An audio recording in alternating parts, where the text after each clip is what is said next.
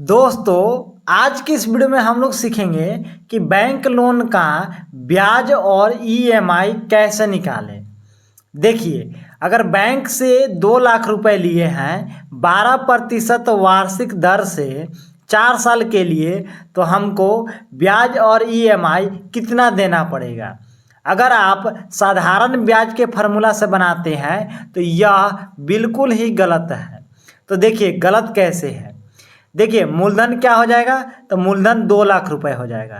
तो यहाँ पे लिखिए 2 लाख रुपए गुने समय कितना है, तो समय देखिए यहाँ पे 4 वर्ष है। दर कितना है, तो दर है 12% और बटा में 100 लिख दीजिए। अब देखिए यहाँ पे 2 शून्य से 2 शून्य को काट दीजिए। अब इसे इसमें गुना कर दीजिए तो बरचौ 48। 48 से 2 में गुना करिए तो 48 दूनी कितना होता है, तो 96। तो यहाँ पे लिख दीजिए 96 और 3 शून्य के 3 शून्य बैठा दीजिए। यानी इस फार्मूले से 96,000 रुपये ब्याज आ गया। आप 2 लाख रुपए बैंक से लिए थे, 96,000 रुपये ब्याज आ गया, तो आपके पास टोटल जो हुआ मूलधन प्लस ब्याज 2,96,000 रुपया हो गया। अब इसको 4 साल में ईएमआई के रूप में कितना देना पड़ेगा, तो 4 साल में कितना मंथ होता है, तो 4 साल में होगा 48 मंथ। तो 48 से इसमें भाग दे दीजिए।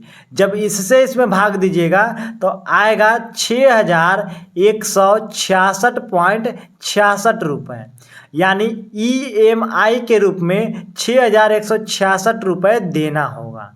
तो दोस्तों, आइए आज के इस वीडियो में हम लोग जानेंगे कि बैंक से लोन का ईएमआई और ब्याज निकालने का सही फार्मूला क्या होता है। देखिए, बैंक लोन का ब्याज और ईएमआई निकालने का सही फार्मूला यहाँ पे है।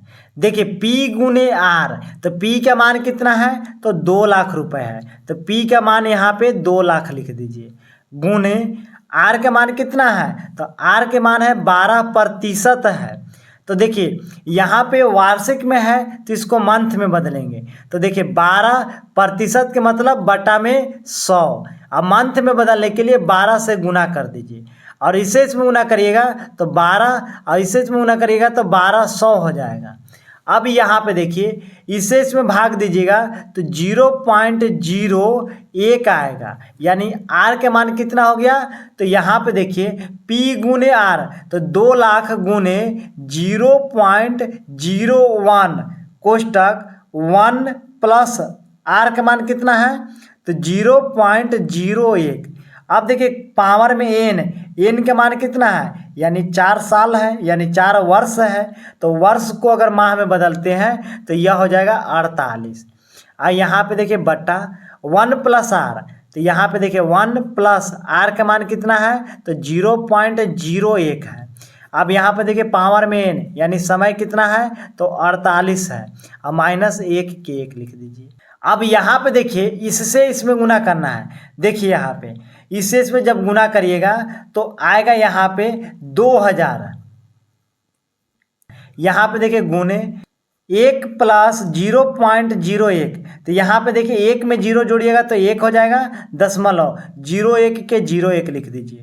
यहाँ पे पावर में 48 का 48 लिख दीजिए बटा, यहाँ पर जोड़ दीजिए 1 में 0 जोड़िएगा तो 1.01 और यहाँ पे 48 और माइनस 1 के 1 लिख दीजिए।